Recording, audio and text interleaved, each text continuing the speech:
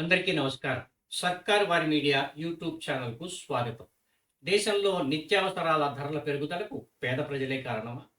దేశంలో నిరుద్యోగం పెరగడానికి కూడా పేద ప్రజలే కారణమా?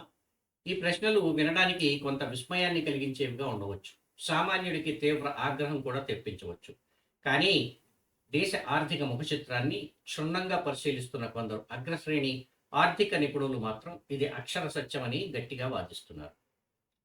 పేదరికాన్ని శాశ్వతంగా పారదోలడం చేతకాని ప్రభుత్వాలు కేవలం ఓట్ల రాజకీయాల కోసం తెస్తున్న అర్థం పర్థం లేని ఉచిత పథకాలు దేశ ఆర్థిక స్థితిని ఎలా నిర్వీర్యం చేస్తున్నాయో చెప్పడానికి ప్రస్తుత ద్రవ్యోల్బణ పరిస్థితులే సజీవ సాక్ష్యమని వారు విమర్శిస్తున్నారు. పేదలకు ఉచితాలు ఇవ్వడం వల్లే మార్కెట్లో నగదు లభ్యత అంటే లిక్విడిటీ పెరిగి ధరలు పెరుగుతున్నాయా అనే చర్చ ఇప్పుడు ఆర్థిక నిపుణులలో మధ్యతరగతి ప్రజల్లో విస్తృతంగా సాగుతోంది. ఒక పక్క దేశంలో 80 కోట్ల మందికి పైగా ఉచితంగా రేషన్ ఇస్తుంటే, మరో పక్క మధ్యతరగతి వంటగదిలో పప్పులు, నూనెలు, కూరగాయల ధరలు ఎందుకు మండిపోతున్నాయి? అయితే ద్రవ్యోల్బణానికి పేద ప్రజల కొనుగోలు శక్తి పెరగడమే కారణమనడం ఎంతవరకు సమంజసం? ఈ అసమతుల్యత వెనక ఉన్న అసలు నిజాలు ఏమిటో క్షేత్రస్థాయిలో ఇప్పుడు పరిశీలిద్దాం. కేంద్ర ప్రభుత్వం ప్రధానమంత్రి గరీబ్ కళ్యాణ్ అన్న యోజన పథకం కింద దేశంలోని దాదాపు 80 కోట్ల మందికి నెలకు 5 కేజీల చొప్పున ఉచితంగా గోధుమలు, బియ్యాన్ని పంపిణీ చేస్తోంది.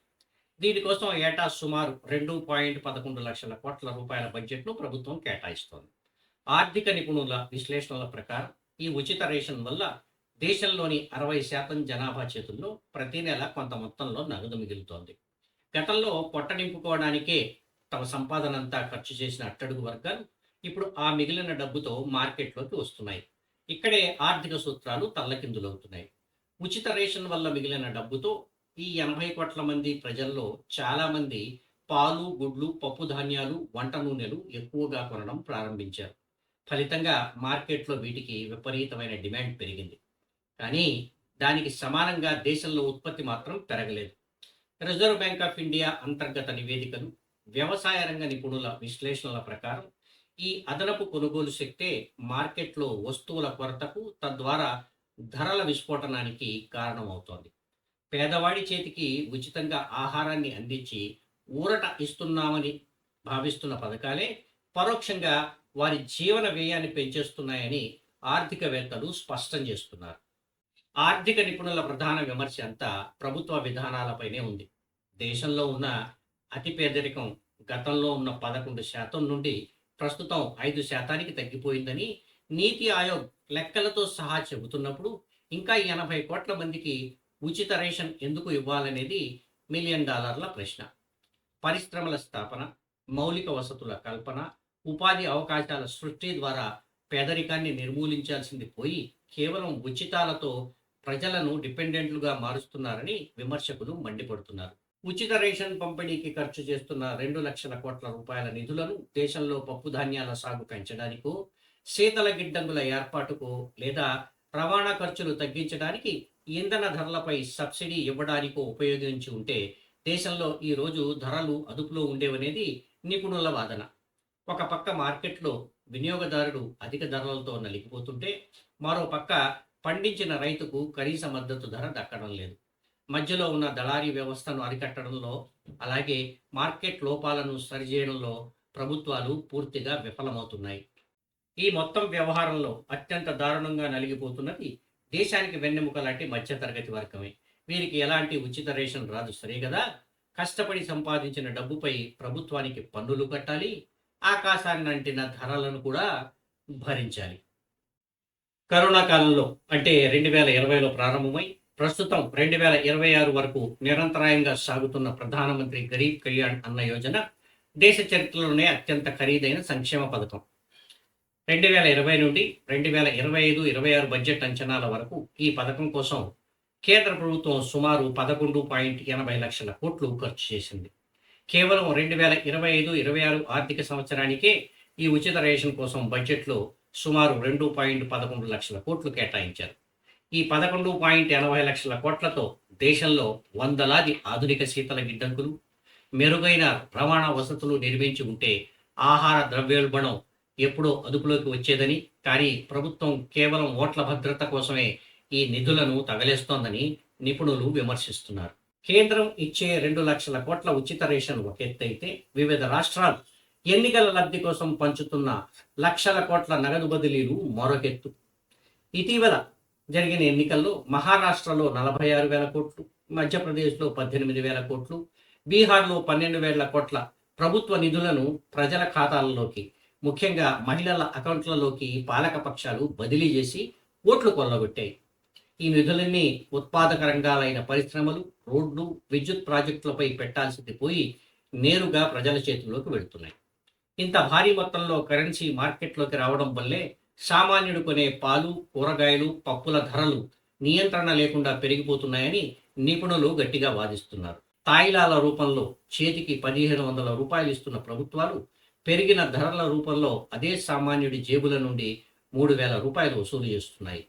ఇది పేదరికం నిర్మూలన కాదు, దేశ ఆర్థిక వ్యవస్థను దివాలా తీయించే ఓట్ల రాజకీయం. ప్రభుత్వాల అనాలోచిత, హేతుబద్ధత లేని ప్రజాకర్షక పథకాల వల్ల మార్కెట్ శక్తులు తీవ్రంగా దెబ్బతింటున్నాయనే విమర్శలు ఉన్నాయి. ఉచిత ధాన్యాల పంపిణీ ద్వారా దేశంలోని అట్టడుగు వర్గాల ప్రజల కనీస మనుగడను కాపాడుతున్నామని పాలకులు చెప్తున్నప్పటికీ క్షేత్రస్థాయిలో అది దేశ ఆర్థిక వ్యవస్థను లోపల నుండి గుల్లజేస్తోంది. ఆర్థిక నిపుణుల విశ్లేషణల ప్రకారం ఉచిత రేషన్ పథకం వల్ల పేద కుటుంబాల నెలవారీ బడ్జెట్లో కొంత ఊరట లభించిన మాట వాస్తవమే. గతంలో తమ ఆదాయంలో సింహభాగాన్ని కేవలం బియ్యం, గోధుమల కొనుగోలుకే ఖర్చు చేసిన కుటుంబాలకు ఇప్పుడు ఆ డబ్బు మిగులుతోంది. వ్యవసాయ ఆర్థికవేత్తల పరిశోధనల ప్రకారం ఈ మిగిలిన డబ్బుతో పేద ప్రజలు తమ ఆహారంలో నాణ్యతను పెంచుకోవడానికి ప్రయత్నిస్తున్నారు. దీనివల్ల మార్కెట్లో పాలు, గుడ్లు, పప్పు ధాన్యాలు, మాంసం వంటి ప్రోటీన్ ఆధారిత ఆహార పదార్థాలకు డిమాండ్ ఒక్కసారిగా పెరిగింది. ఆర్థిక శాస్త్ర ప్రాథమిక సూత్ర ప్రకారం మార్కెట్లో సరఫరా పెరగకుండా డిమాండ్ మాత్రమే వేగంగా పెరిగితే ఆ వస్తువుల ధరలు పెరగడం సహజం. రిజర్వ్ బ్యాంక్ ఆఫ్ ఇండియా నివేదికలు కూడా గతంలో ప్రోటీన్ ద్రవ్యోల్బణం గురించి ప్రస్తావించాయి. అంటే ప్రజల కొనుగోలు శక్తి పెరిగినప్పుడు వారు మెరుగైన ఆహారం వైపు మొగ్గు చూపుతారు. తద్వారా ఆయా వస్తువుల ధరలపై ఒత్తిడి పెరుగుతోంది. ప్రభుత్వం ఉచితాల కోసం చేసే భారీ వ్యూహాత్మక వ్యయాన్ని పన్నుల రూపంలో మధ్యతరగతి ప్రజల నుంచే వసూలు చేస్తుందనే ఆరోపణలు కూడా ఉన్నాయి. పాలక పక్షాలు యువతకు శాశ్వత ఉద్యోగ అవకాశాలు కల్పించడంలో, అలాగే పారిశ్రామిక రంగాన్ని బలోపేతం చేయడంలో ఘోరంగా విఫలమయ్యాయనే ఆరోపణలు వెల్లువెత్తుతున్నాయి. ఆ వైఫల్యాన్ని కప్పిపుచ్చుకోవడానికే ఈ ఉచిత రేషన్ అనే తాత్కాలిక తాయిలాన్ని వాడుతున్నాయి. చేతులకు పని ఇవ్వకుండా కేవలం నోటికి 5 కేజీల కూడు పడేస్తే దేశం ఎలా పురోగమిస్తోందని ఆర్థికవేత్తలు ప్రశ్నిస్తున్నారు. దేశంలో సంపద సృష్టించాల్సిన యువశక్తి ఈరోజు ఉపాధి లేక రోడ్లపై తిరుగుతోంది. Centre for monitoring Indian economy తాజా లేబర్ ఫోర్స్ సర్వే గణాంకాల ప్రకారం దేశంలో నిరుద్యోగిత రేటు ఆందోళనకరంగా ఉంది. ముఖ్యంగా గ్రామీణ, పట్టణ ప్రాంతాల్లో చదువుకున్న యువతలో నిరుద్యోగం 7 నుంచి 8% పైగా నమోదవుతోంది. ఉపాధి లేని యువత కొనుగోలు శక్తి కోల్పోతుంటే, మరో పక్క ఉచితాల వల్ల మార్కెట్లోకి వస్తున్న కృత్రిమ నగదు ధరలను పెంచుతోంది. ఉచిత పథకాల వల్ల దేశంలో శ్రమ సంస్కృతి, ఉత్పాదకత తీవ్రంగా దెబ్బతింటున్నాయని పరిశ్రమల అధిపతులు, ఆర్థిక నిపుణులు బహిరంగంగానే ఆందోళన వ్యక్తం చేస్తున్నారు. ఉచిత రేషన్, వివిధ నగదు బదిలీ పథకాల వల్ల గ్రామీణ ప్రాంతాల్లో వ్యవసాయ కూలీల కొరత తీవ్రంగా ఉంది. కూలీలు దొరక్కపోవడం, ఒకవేళ దొరికిన కూలీ రేట్లు విపరీతంగా పెరగడం వల్ల వ్యవసాయ ఉత్పాదక వ్యయం భారీగా పెరిగిపోయింది. పారిశ్రామిక ఉత్పత్తి సూచి గణాంకాల ప్రకారం తయారీ రంగంలో ఆశించిన స్థాయిలో వృద్ధి నమోదు కావడం లేదు. మానవ వనరుల ఉత్పాదకత తగ్గడం వల్ల వస్తువుల ఉత్పత్తి తగ్గి మార్కెట్లో కొరత ఏర్పడుతోంది. వస్తువులు లేనప్పుడు, కొనేవాళ్లు ఎక్కువైనప్పుడు ధరలు పెరగడం మార్కెట్ సహజ సూత్రం. దేశంలో అతిపెద్ద ఉపాధి కల్పనా రంగమైన సూక్ష్మ, చిన్న, మధ్య తరహా పరిశ్రమలు అంటే ఎంఎస్ఎంఈలు ఈరోజు తీవ్ర సంక్షోభంలో కొట్టుమిట్టాడుతున్నాయి. ప్రభుత్వ అధికారిక ఉద్యమ్ పోర్టల్ ప్రకటిస్తున్న లెక్కలు, పార్లమెంటరీ కమిటీ నివేదికల ప్రకారం గత కొన్ని సంవత్సరాలుగా లక్షలాది ఎంఎస్ఎంఈలు మూతపడ్డాయి లేదా నష్టాల ఊబిలో కూరుకుపోయాయి.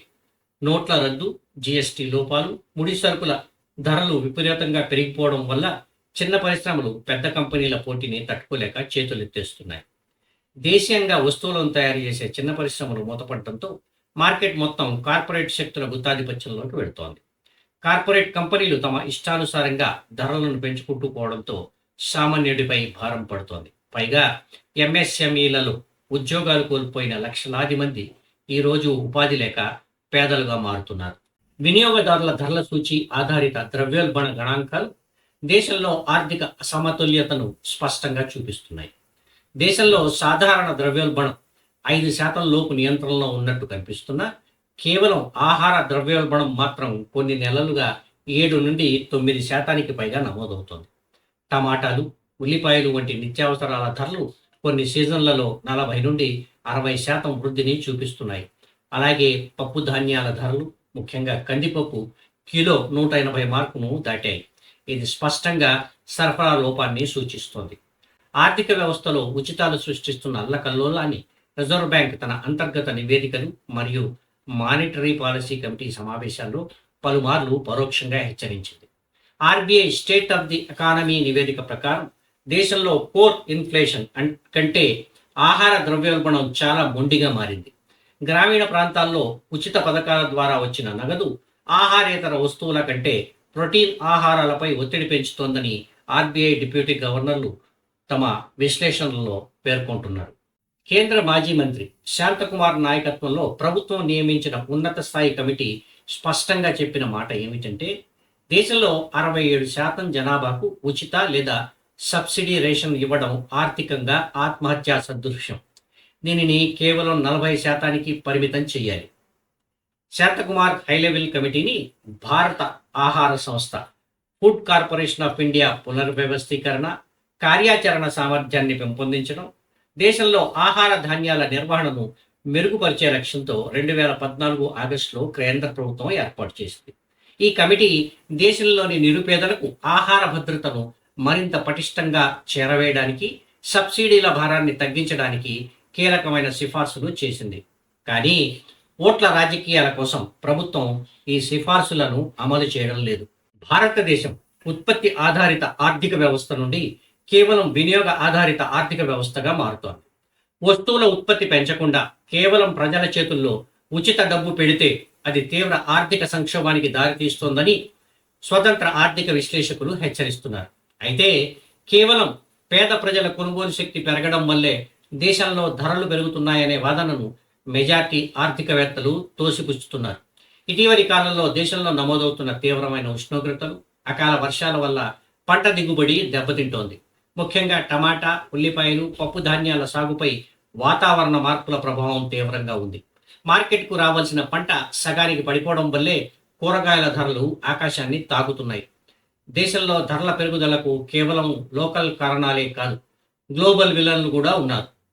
ప్రపంచంలో ఎక్కడో జరుగుతున్న యుద్ధాలు దేశీయ ద్రవ్యోల్బణాన్ని ఎలా పెంచుతున్నాయో చూస్తే సామాన్యుడు ముక్కున వేలేసుకోవాల్సిందే. భారతదేశం తన వంట నూనెల అవసరాల కోసం 60%కి పైగా ఇతర దేశాల దిగుమతులపైనే ఆధారపడుతుంది. ప్రపంచంలోనే అతిపెద్ద సన్ఫ్లవర్ ఆయిల్ ఉత్పత్తిదారు ఉక్రెయిన్. అక్కడ యుద్ధం జరగడం, నౌకాశ్రయాలు మూతపడడంతో భారతదేశానికి సన్ఫ్లవర్ ఆయిల్ సరఫరా నిలిచిపోయింది. సన్ఫ్లవర్ ఆయిల్ కొరత ఏర్పడడంతో ఆ ఒత్తిడి కాస్త దేశీయంగా ఉండే వేరుశెనగ, ఆవ నూనె, పామాయిల్పై పడింది. ఫలితంగా లీటర్ వంట నూనె ధర ఒక్కసారిగా 150 నుండి 200 రూపాయలు దాటిపోయింది. ప్రభుత్వం ఇచ్చే ఉచిత రేషన్లో వంట నూనె ఉండదు. కాబట్టి పేద మధ్యతరగతి వర్గాలు మార్కెట్లో ఈ యుద్ధ భారాన్ని మోయక తప్పడం లేదు. అంతర్జాతీయ మార్కెట్లో ముడి చమురు ధరల హెచ్చుతగ్గులు, దేశీయంగా డీజిల్ ధరలు గరిష్ట స్థాయిలో ఉండడం వల్ల రవాణా ఖర్చులు విపరీతంగా పెరిగాయి. గ్రామాల నుండి నగరాల మార్కెట్లకు వస్తువులను చేర్చడానికి అయ్యే రవాణా ఛార్జీలు పెరగడం ప్రతి వస్తువు ధరపై నేరుగా ప్రభావం చూపుతోంది. రష్యా, ఉక్రెయిన్ దేశాలు ప్రపంచానికి అవసరమైన పొటాష్, యూరియా, ఫాస్ఫేట్ వంటి రసాయన ఎరువుల తయారీకి వాడే ముడి పదార్థాలను సరఫరా చేసే ప్రధాన కేంద్రాలు. యుద్ధం కారణంగా ఈ ఎరువుల దిగుమతులు నిలిచిపోయాయి. దీంతో వాటి ధరలు అంతర్జాతీయ మార్కెట్లో 3 రెట్లు పెరిగాయి. ప్రభుత్వం ఎరువులపై కొంత సబ్సిడీ ఇస్తున్నప్పటికీ మొత్తంగా చూస్తే రైతుకు సాగు ఖర్చు భారీగా పెరిగింది. పండించడానికి ఎక్కువ ఖర్చు అయినప్పుడు రైతు ఆ భారాన్ని మార్కెట్ నుంచి వసూలు చేసుకోవడానికే ప్రయత్నిస్తాడు. దీనివల్ల పప్పులు, ధాన్యాలు, కూరగాయల ధరలు సహజంగానే పెరుగుతాయి. మధ్యప్రాచ్యంలో ఉద్రిక్తతలు పెరిగిన ప్రతిసారి అంతర్జాతీయ మార్కెట్లో క్రూడ్ ఆయిల్ ధరలు బ్యారెల్కు 90 నుండి $100 పైకి ఎగబాగుతున్నాయి. భారతదేశం తన చమురు అవసరాలలో 80% పైగా దిగుమతి చేసుకుంటుంది. ముడి చమురు ధర పెరిగితే దేశంలో డీజిల్, పెట్రోల్ ధరలు పెరుగుతాయి. డీజిల్ ధర పెరిగితే రవాణా ఛార్జీలు పెరుగుతాయి. ఫలితంగా పొలం నుండి మార్కెట్కు వచ్చే ప్రతి కిలో టమాటా, ఉల్లిపాయపై ఈ ట్రాన్స్పోర్ట్ ఛార్జీలు పడడం వల్ల మార్కెట్లో అడుగు పెట్టేసరికి వాటి ధరలు రెట్టింపు అవుతున్నాయి.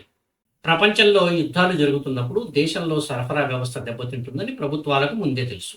అలాంటప్పుడు అంతర్జాతీయ సంక్షోభాల నుండి దేశీయ మార్కెట్ను కాపాడడానికి మార్కెట్ స్టెబిలైజేషన్ ఫండ్ అంటే ధరల స్థిరీకరణ నిధిని బలోపేతం చేయాలి. కానీ ప్రభుత్వాలు అటువంటి దీర్ఘకాలిక వ్యవహారాలను వదిలేసి కేవలం 5 కేజీల ఉచిత బియ్యం ఇస్తూ తామేదో పేదలను కాపాడుతున్నామని డబ్బా కొట్టుకుంటున్నాయి. యుద్ధం తెచ్చిన ద్రవ్యోల్బణాన్ని ప్రభుత్వం ఉచిత రేషన్ ఇవ్వడం ద్వారా అరికట్టలేదని, కేవలం సరైన మార్కెట్ విధానాలు మాత్రమే ద్రవ్యోల్బణాన్ని అరికట్టగలవని ఆర్థికవేత్తలు వాదిస్తున్నారు. భారతదేశ వ్యవసాయ మార్కెట్లలో ఇప్పటికీ శీతల గిడ్డంగుల కొరతతో పాటు సరఫరా వ్యవస్థలో అనేక లోపాలు ఉన్నాయి.